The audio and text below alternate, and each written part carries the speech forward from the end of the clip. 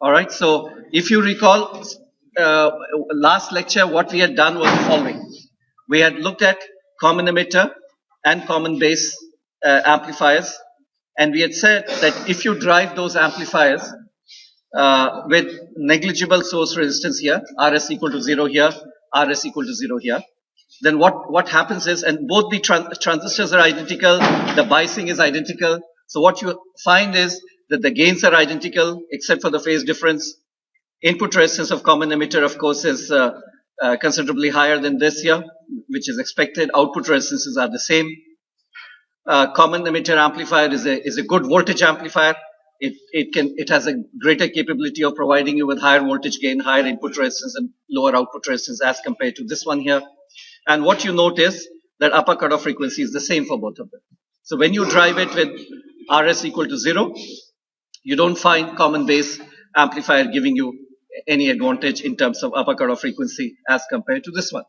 And in fact, in every other aspect, either it is similar to common base or common emitter, or it's actually worse. Rn is worse here. Okay. Then we had seen in the last lecture also an interesting thing, that if you are driving it with a larger source resistance, Rs, which is large here, I've put 10K here and 10K here, again a comparison between the two. What we find is common emitter provides you, the gain of course drops, but its frequency response also suffers. It goes down sharply here. On the other hand, a common base amplifier, its gain also drops. In fact, it's no longer a voltage amplifier anymore. It's become an attenuator. But its frequency response is actually improved. It's improved dramatically here. From an earlier value of 5.8 megahertz, this one dropped to 1.45, and this one is actually increased to 73.5 megahertz. But as a voltage amplifier, we know that is useless, because I can't put a large Rs here, then it doesn't provide me with a voltage gain. And then what I was telling you is that if I drive my common base amplifier, not through a voltage, but it's actually a current, signal is a current source, then what happens is, then the low input impedance of common base becomes an asset, because I want my input signal to flow directly into my amplifier here, and a lower input resistance means the current here will directly flow into it. And then I will develop a voltage, and because it's a current source, I have a large impedance here, and it will have a very high bandwidth.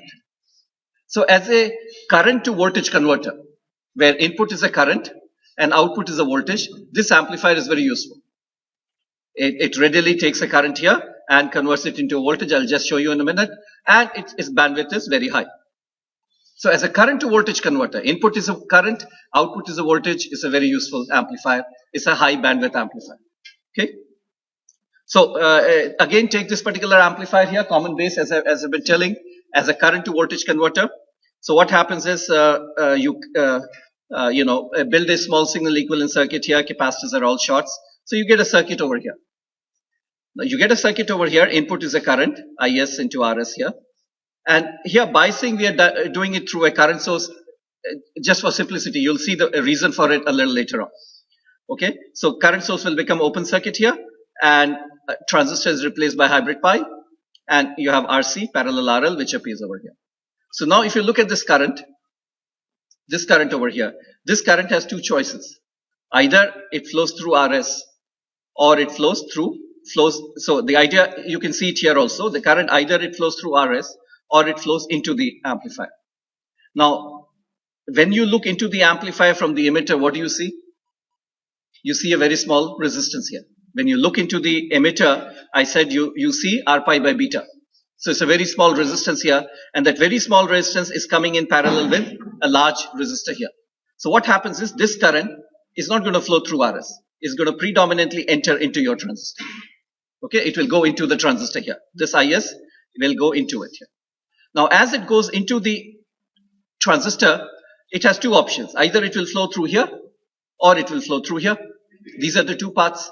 Now, if you look at the current here and here, what is the relationship? The current here is VBE by R pi, and the current here is GM VBE. These are the two currents here.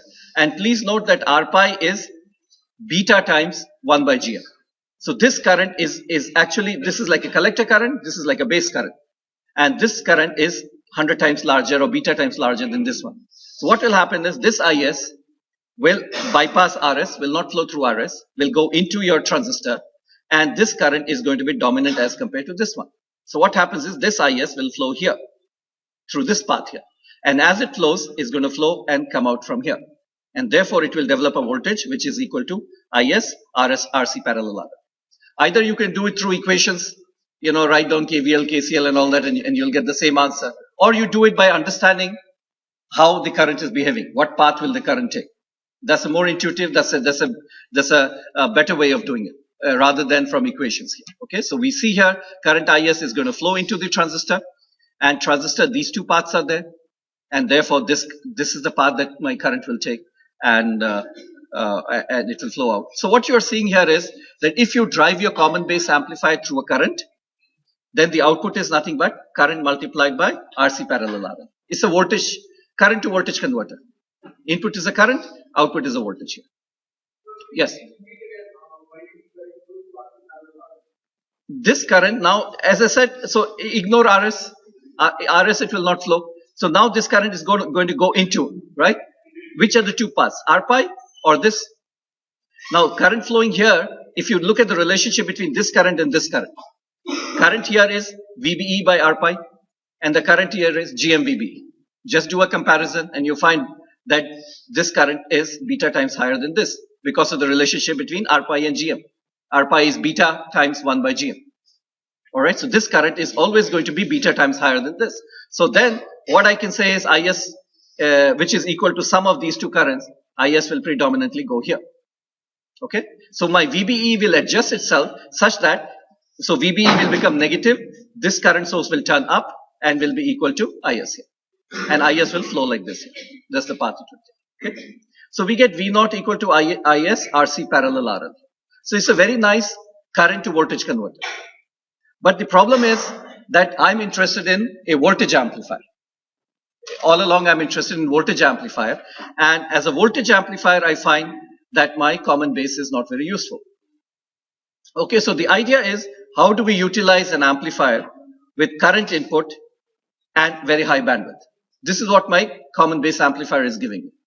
Current input and very high bandwidth, and it converts my current to voltage very nicely. Whatever current you apply, it just flows out through RC parallel RL. And note that by choosing large values of RC parallel RL, you can get a large voltage here.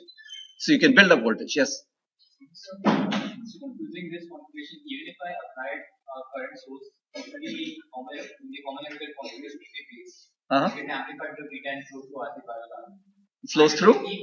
No, it's not just current to voltage converter here. It's also the high bandwidth. But if I keep RS even there, I can fit my gain in that situation and No. That's what, go back here and see.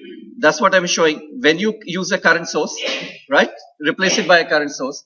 What you will get is a large RS in the base. Look what large RS does in the base. Suppose I remove the large RS from the base. No, then you don't have a current input. When you're talking about a current source input is characterized by a large input, large resistance. That's a current source. A good current source is a current in parallel with a large resistance. And so that's the problem that we are saying. So it's not a good current to voltage converter. If you have a current source here, this is not a good topology because its bandwidth will fall. While this one, its bandwidth is very high. So that's the point that we are trying to emphasize. This is like a voltage amplifier. This is a good voltage amplifier because note, we want RS to be small. Because RS, if you look at it, there is a C pi here. And there is a C mu which gets multiplied by Miller's effect. Both these capacitors, they see a RS here. So I would like RS to be as small as possible. And that's for a voltage signal. If I have a voltage signal, voltage source, good voltage sources have low series resistance here. So this is a voltage amplifier. While this one, that's what I'm trying to tell you, is a current amplifier. It's not a voltage amplifier. It's not a good voltage amplifier. Okay? So the idea then is, but we are interested in voltage amplifier. Fine, there may be applications where naturally my input may be a current. Okay? The signal may be a current, and then this can be a very useful entity there. But if my input is a voltage,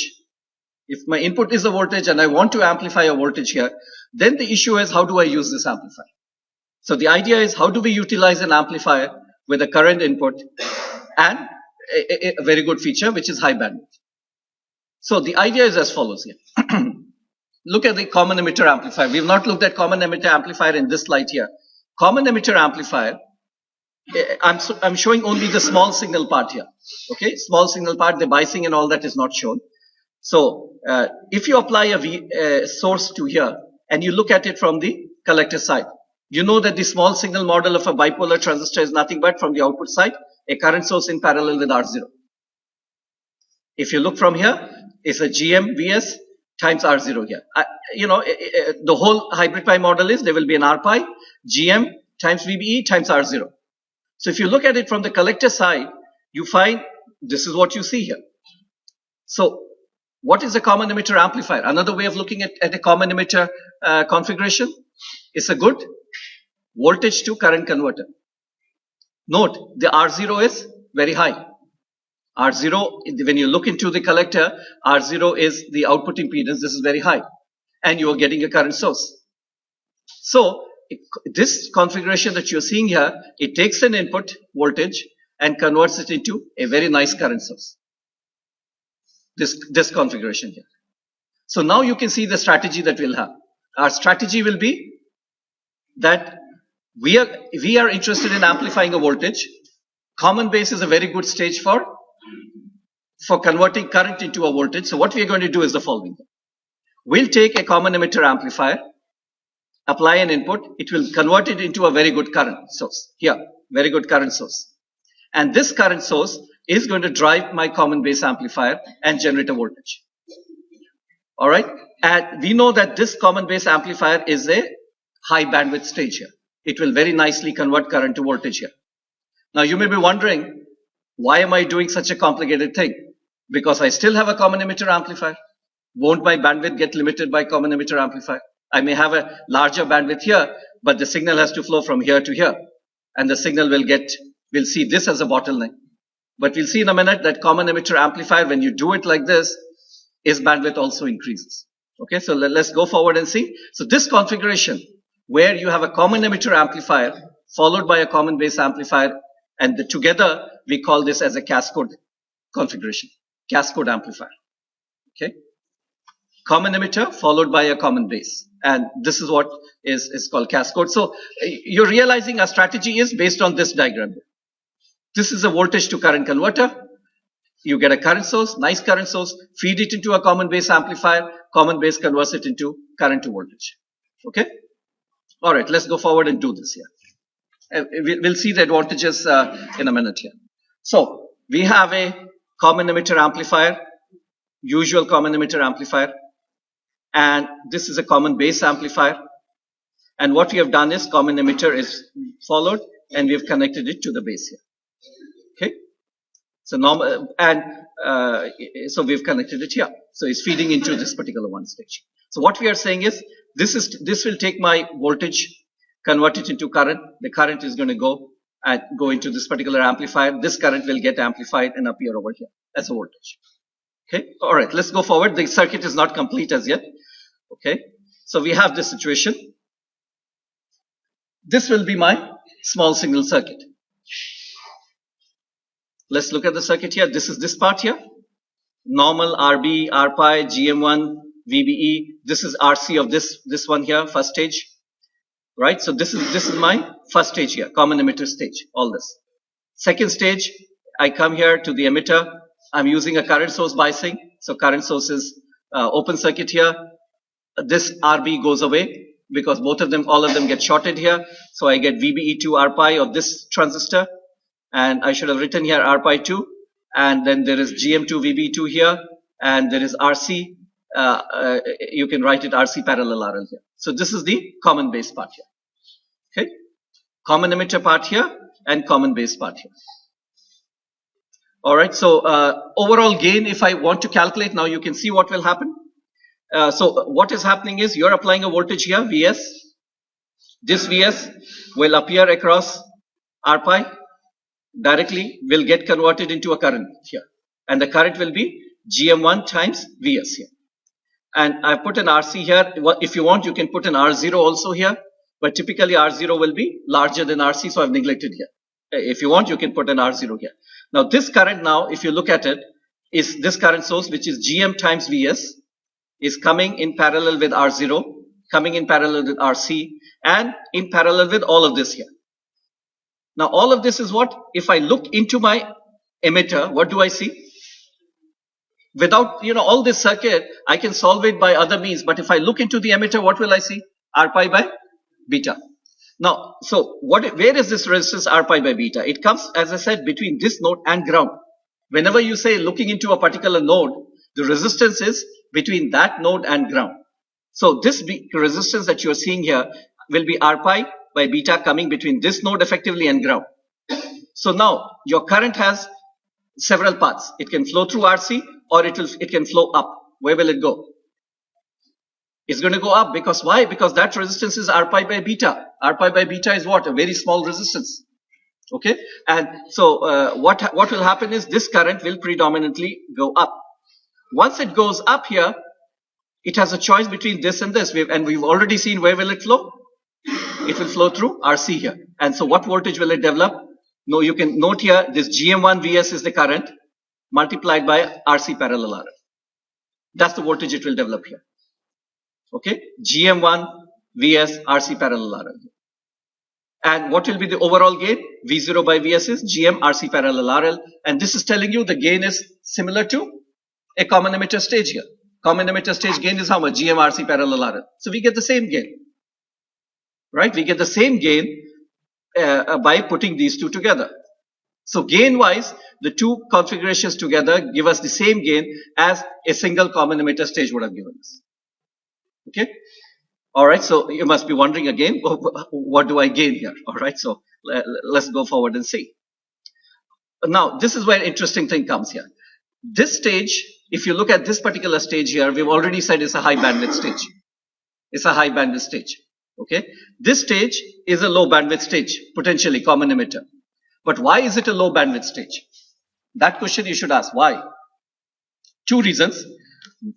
One of them is that normally what happens is I have C mu here, right? I'm not shown here for a moment. I have C mu between base and collector. And C mu gets multiplied by the gain of the stage here. What is the gain of this stage here? Now, first stage. Because C mu will get multiplied by whatever is the gain between this node and this node. What is the gain between here and here? So the question that I'm asking is, what is V01 divided by Vs? How much is that? Well, again, note, what did we say between this node and ground? What do I have? R pi by beta. R pi by beta is what? 1 by GM. Okay, so the gain will be, note, GM1 times Vs multiplied by 1 by GM2. And if you bias the two transistors at the same collector current, GM1 and GM2, so the gain is what? 1. The gain of the common emitter stage is 1. I should have put a minus here, minus 1. Alright, so note, now you see what is happening. These common emitter and common base stage together are giving you a gain here, which is GM RC parallel RL. But the gain of the common emitter stage is only 1. So his goal is not to build up gain. His goal is to convert the voltage into a nice current source. And this current source now gets fed into this and gets converted into a voltage. Now, because the gain of this particular stage is only 1, his bandwidth will go up. Because note, the C mu that was here was getting multiplied by the gain of this stage. C mu will no longer get multiplied. Okay, so that's the advantage that you get. So when you couple a common emitter to a common base, the common emitter is now working at a gain of 1, and therefore its bandwidth goes up. Earlier, let's say if you think of gain bandwidth trade-off, earlier let's say this was working at a gain of 100, and say it had a bandwidth of 5 megahertz. Now, if I reduce its gain from 100 to 1, the bandwidth is going to go up because there's an exchange between gain and bandwidth. So bandwidth of this stage goes up here. Right? So this one now becomes a high bandwidth stage also. And this one we know is a high bandwidth in general, common base stage here. So overall, what you find is that the whole thing becomes a high bandwidth amplifier. And it has a large gain also. So you're getting a large gain, you're getting a large bandwidth also by combining this common emitter and common base here. Okay, so that's why we are doing it. common emitter note, very interestingly, its gain has gone to 1. Okay. All right. So this is what is showing you the bandwidth part here. If you look at the bandwidth of a common emitter stage goes like this here. RS parallel R pi. This is a formula that we have, C mu multiplied by 1 plus GM RC dash. This is the gain of the first stage here. So because the gain of the first stage is very small, so its bandwidth goes up. Bandwidth of this part goes up here. And this stage here is a common base stage. And we've already seen a common base stage driven by a current. Its bandwidth is simply RBB2 plus RC2 dash C mu 2 by C pi 2 by GM2 here. So its bandwidth also becomes large. So overall, the bandwidth of the whole amplifier becomes pretty large. Okay. I'll talk about the bandwidth calculation a little bit more later on. So let me give you an example. Here is my standalone common emitter amplifier. Standalone amplifier, and its gain is 110 and bandwidth is 5.8 megahertz. Now I take my common emitter and couple it to a common base. Gain is comparable of the two. Input resistance is also comparable. Same. Output resistance is also same. Bandwidth is 7.36 megahertz. Now bandwidth didn't increase too much for this case. We were expecting a dramatic increase in bandwidth. It didn't happen. And the reason it did increase, and the reason why it didn't happen is that in this case, okay, so 7.36 here, 5.8 here. This is a case of, all right. Okay, the reason why it didn't happen, if you look at these two stages, is we are expecting bandwidth of this stage to be much higher than this stage from the point of view of C mu here getting multiplied by the gain. C mu of, the collector, we said this configuration will overcome the Miller's effect. Now what happens is, this transistor that I took, that transistor has two capacitances here. If you look at it, we were expecting that C mu now is not getting multiplied by a large gain. Now what happens is, the transistor I've taken is C pi is very large. C pi is very large and C mu is not that large here. So that's why I'm not seeing so much gain here. Now, what I did was, tau f of a bipolar transistor, I reduced from 1 nanosecond to 0.1 nanosecond. And if you recall, C pi is nothing but GM times tau f. So my C pi falls by a factor of 10. So now when you reduce the importance of C pi, if you take a transistor like that, now you compare the two, this stage versus this stage. Here you see 9.4 megahertz and here you see 35 megahertz here. So you see something like 4 times better than this particular stage. Okay. And, in this case, the gain is, so if I were to design a transistor with a gain of, let's say, amplifier with a gain of 200 or 300, I'll see even bigger improvements. Because this one suffers from Miller's effect, its bandwidth would fall, while this one, bandwidth will not fall that much. Okay, so you'll see the advantages of this stage becoming more as the importance of C mu rises and as the gain rises of this particular stage. But even here, you can see a clear improvement, because the capability of this amplifier is the same as this in terms of voltage gain, input, output resistance, everything is the same, and it's offering you a larger bandwidth as compared to this one. Okay, let me go forward, and our circuit is not complete here. So what you see is a common emitter stage followed by a common base stage here. And now you can see that the circuit is inefficient right now. How is it inefficient? Well, focus your attention on 2.2K and a current source here. Okay. Why do I need this 2.2K? What for? Well, if I don't put a 2.2K, I put V directly here, of course, then this becomes a small signal ground. I need something here, right? I need a resistor here. And I've been putting a current source for biasing here. I need to, if you don't put a current source, maybe you'll use a resistor or something to bias it here. Now, if you think about it, this one here, suppose I do the following. Let me show you this change here, whether it makes sense. So I've taken this out, 2.2K out. This 2.2K was there for what? For taking, from this supply voltage and passing the collector current into the transistor. And this one, what I need is, I need to provide a path for current to flow from emitter to ground here. So now note if I do the following here. I take my 2.2K out from here, break the connection to VCC, take it here and put it here.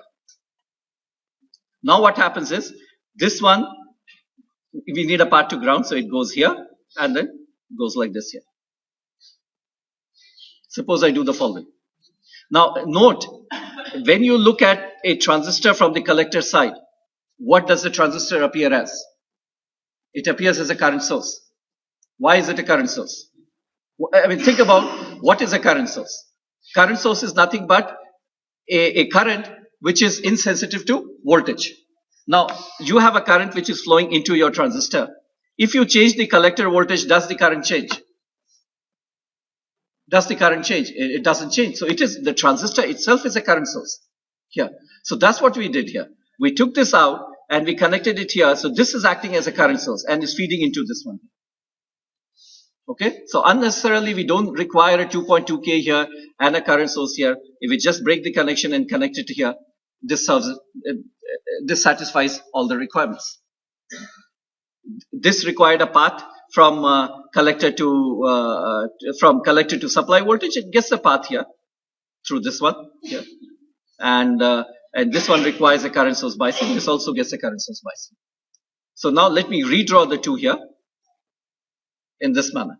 So all that I've done is now, since this is emitter is feeding into collector, so I've taken this transistor and stacked it on top. Okay, so we get an amplifier like this here. This is my common emitter part, and this is my common base part here. Now you can further see what I can do is R1 and R2 and R3 and R4. Why not combine them into one single one like this? Why not make it more efficient? I don't need separate biasing here and a separate biasing here. Through one series of voltage dividers, I can bias both of them. So I do here R1, R2, R3, and my transistors are biased. By choosing R1, R2, R3 and all that, I can have any voltage I want here, any voltage here I want, and they're biased here. So this then is our final cascode amplifier circuit. Okay, common emitter stage, because this is a small signal ground. So what is happening is, you apply a voltage here, this stage converts it into a current source, small signal current source here. And this current now gets into a common base and gets converted into a voltage and applies. Alright. And the bandwidth of this part is high. The bandwidth of this part also becomes large because the gain of this particular stage is -1. And so that's the idea here. Okay. So let me analyze this particular one. So that's a cascode amplifier. So let's do a DC analysis of this one. DC analysis means all the capacitors are open. All right. How do we do it? All DC analysis is based on what? Is based on only two principles. Two equations is all that you need for any DC analysis. One of them is, we'll take base emitter voltage as 0.7, and the other one is IC is beta times IP. That's all. Otherwise, is like a normal resistive circuit here. All circuits are based on based on that principle. So let's do that here. So if I have a circuit like this and I want to find out what is IC and what is IB and all that, so I note here there are different ways of doing it. Suppose I say the current is I0 here, then the current here will be I0 plus IB, IB of this transistor. We'll take transistor Q1 and Q2 as identical, and the current in Q1 and Q2 are the same. So what will this current be? I0 plus 2 IB. So I0 here, I0 plus IB here, IB flows here, I0 plus 2 IB, 1 IB flows into it. So we have this. Now write a KVL from here to here. So we get VCC equal to I0 plus 2 IB into R1 plus I0 plus IB into R2 plus I0 into R3 here. So that's one equation we get. Where is the other equation going to come from? Where will it come from? That's one that I'm getting. Note, when you solve for collector current and all of that, the other equation is not going to come from here. Don't try it. What determines the current is the base side. That's what determines the current, not from here. You can write a KVL, that's not going to help you at all. Look at it from the input side. Is it? Why be same? Because we said that the transistors are identical and the collector current of this one is same as emitter current of this one. So currents are also the same. We are making the approximation IC is equal to IE. That approximation will continue to make, assuming that beta is very high. So the currents in the two are the same, so IBs are the same. Okay. Where is the second equation going to come from? Which loop? Which transistor determines the current? Does Q2 determine the current flowing or Q1 determine the current flowing? Q1. All right. So what you do is you do a KVL here. This one. Note why RE has been put there. RE and all that is for bias point stability. It is this path which determines the current here. So write down another. We know that the voltage here is going to be I0 times R3. That's the base voltage. That's going to drop 0.7 here plus the drop here. Okay. So I get another equation here. I0 into R3 is this voltage here. That's equal to base emitter voltage 0.7 plus IE into RE. Right? So we get this equation here. And we know now that so I0 I can take from here and substitute it here. And I know the relationship between IE and IB, which is beta plus 1 times IB. I get one single equation and you solve it and you get the answer that you're looking for. Okay? And that will give you the value of IB, that will give you the value of IC. Once you get that, then of course, then you do a KVL here. Then you will get what is the collector emitter voltage here, what is the ICRC drop, collector emitter voltage and all that. Then you do KVL in the output side to check if your biasing is correct, all the transistors are biased in the forward active mode or not. Because these equations are assuming, when you say IE equal to beta times IB, you're assuming it to be in forward active mode, you need to check it. Okay. So that will complete the DC analysis here. Small signal analysis. So what you need to do is several kinds of small signal. One is a mid-frequency, or where all the capacitors become shorts. So we get a circuit like this. You get a simplified circuit. See that if it makes sense. This node becomes small signal ground. This one becomes a small signal ground here. Capacitor is short. Capacitor is short. Now, what will happen is, note that R1 gets shorted out. This is ground and this one is also ground. So R1 gets shorted out and R2 this end comes down here. So I get a resistance R2 parallel R3. Then I have a normal transistor here and I can replace it by hybrid pi, but I don't want to do that right now. I have Q2 here, base is ground, Q2, RC is coming in parallel with RL. So that's the circuit that I get. Okay, so the whole circuit simplifies to here. Now, what happens is the next tendency is to substitute here a small signal model here of Q1 and Q2 and solve it as one large circuit. But don't do that. As much as possible, avoid. I mean, you can do that, but it will take you more time. Try to solve circuits on the basis of, as I've been saying, what is the resistance looking into a node, using that particular principle here. So let's see what we can do here. So if you see something like this here, if you see a transistor Q1, so all this is useful not just for a Cascode amplifier, but these strategies you can use for any amplifier. Okay, so these are general in nature. So if I look at focus on this one. If you see a transistor with some voltage attached to the base and collector and all of that, this part here, this part, what you should carry in your mind that this part is this one here. All right, this is what it is. If you look at it from the input side, what the transistor appears as simply an R pi. If you look at this from the output side, it appears as a current source in parallel with R0. Okay, when you look at it from the collector side, this whole thing appears as simply a current source, GM times Vs times R0.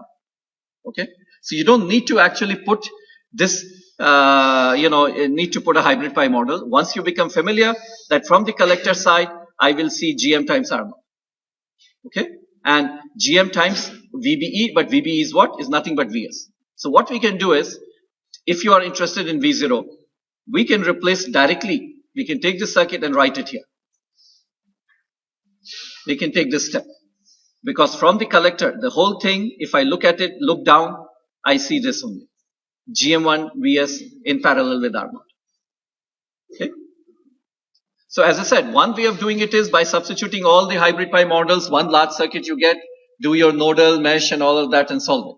The other way is by recognizing parts of the circuit and what those parts of circuit, what they appear like. And so what we are saying is this is like nothing but GM times Vs R0. Now, again, we can replace it by hybrid pi and then solve it, but we will not do it again. What we will do is the following. This current source now has two paths. It will either flow through R0 or is going to flow into my transistor Q2. When I look into the emitter of Q2, what do I see? Again, so these are the important principles. When I look into the emitter, I see R pi by beta. And R pi by beta will come where? Between this node and ground. And compare R pi by beta, which is nothing but 1 by GM, and compare R0. R0 is a very large resistor, and 1 by GM is a very small resistor. So this entire current GM1 Vs is going to flow into Q2. And how is it going to flow into Q2? It's going to flow. So what will happen is there will be a current here, which will go like this, equal to GM1 Vs. And so what will be V0 then? This is 1 by GM2. V0 will be equal to nothing but, note the direction of the current. The current is flowing down. So it's starting from ground, flowing like this here. That's why the voltage is negative. V0 will be equal to minus GM1 RC parallel R. So you don't solve a circuit, as the circuit becomes complex, replacing every transistor by hybrid pi, getting a large circuit and then solving it becomes error prone, becomes difficult, becomes time consuming. You don't do that. You take parts of the circuit. You recognize that this part looks like this here and you replace it by this model here. You use the fact that looking into the emitter, I have a small resistor here. So the current is going to bypass this and flow into here. You use these strategies to arrive quickly at the expressions for gain. Not by flattening it and solving it as one large circuit. Invariably, you won't have time and you'll make errors. If you adopt approach like this, the answers will come out very quickly and they'll be, you're using results which you know are correct. For example, we know that resistance looking into the emitter is 1 by GM2. And once you know that result, you don't have to compute it again and again. It's a error-free result and you can use it here. Okay? We also know that if I were to calculate this gain here, gain at this particular part here, V01, suppose somebody asks you to, you go back here in the circuit and says, what is the gain between here at this point and Vs? Okay, V01 at this point and Vs, then that's what you would do here. So what we are asking is the gain between this point here. So this point means at this one here. And this one here again, resistance looking here is 1 by GM2. So you can very easily see this current GM1 Vs will flow not through R0 but through 1 by GM2. So the gain at this particular stage is -1 at this particular node here. So between this node and this node, the gain is just simply -1. And between this node and this node, the gain is large, GM1 RC parallel R. Okay. All right. And lastly, the upper cutoff frequency. The strategy, of course, is in upper cutoff frequency, one can write down C pi 1, C mu 1, and all of these capacitors that are there here. And then what we have to determine is the time constant due to each one of those capacitors. Time constant due to this one, this one, this one, and this one, and sum them up and calculate the upper cutoff frequency here. Now, the strategy that is used is anything which is connected between input and output here. Now, output I don't mean by this output. It's connected between base and collector here. What you do is you break it up into two capacitors here. One capacitor, note the Miller's effect here. Any capacitor between here and here, on the input side, it will appear here, which will be equal to 1 minus AV1, the gain between this point and this point, and other one will be 1 minus AV1. Okay, so it will go two capacitors, one here and another one between this node and ground here. Now, the capacitor which appears between this node and ground will be C mu 1 multiplied by 1 minus AV1. And AV1 was how much? -1. So, what is the capacitor that appears here? 2 times C mu. So, the net capacitor becomes 2 times C mu plus C pi. That's the net capacitor that you see. So, at this node here, C pi plus 2 C mu 1. And what is the resistance that it sees? When you calculate the resistance, what do you do to the source? Short it. So this is shorted. RB1 gets shorted out. And what is the resistance that my C pi see? RB1 parallel R pi. So we know the time constant associated due to C pi 1. What will be the time constant associated with this capacitor here? How much will that capacitor be? 1 minus 1 by AV1. AV1 is minus 1, so it's also 2 C mu. And what is the impedance seen by, resistance seen by this one? 1 by GM. Because remember, is the resistance looking up, and that was 1 by GM. So you can know the time constant due to this one also. Now come back here. This is a result that you have to remember. That when you have a common base amplifier and is driven by a very large resistor. So now think about the following. This is interesting, that when I look from up here, right? When I look up, I see 1 by GM. On the other hand, when I'm interested in this amplifier, then if I look down, what do I see? This whole thing appears as what? When you look down. When you look down, and remember this Vs is 0. Vs is 0. There's no longer source here. So if you look down, what do you see?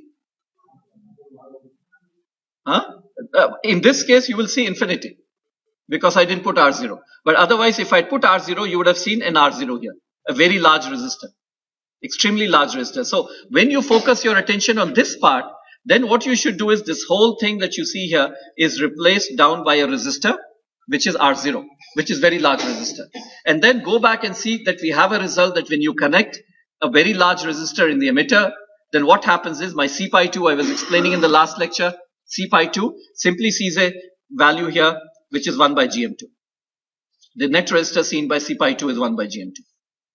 Okay, and the net resistance seen by C mu 2 is nothing but RBB2 plus RC parallel RM. That's the net resistance seen by here.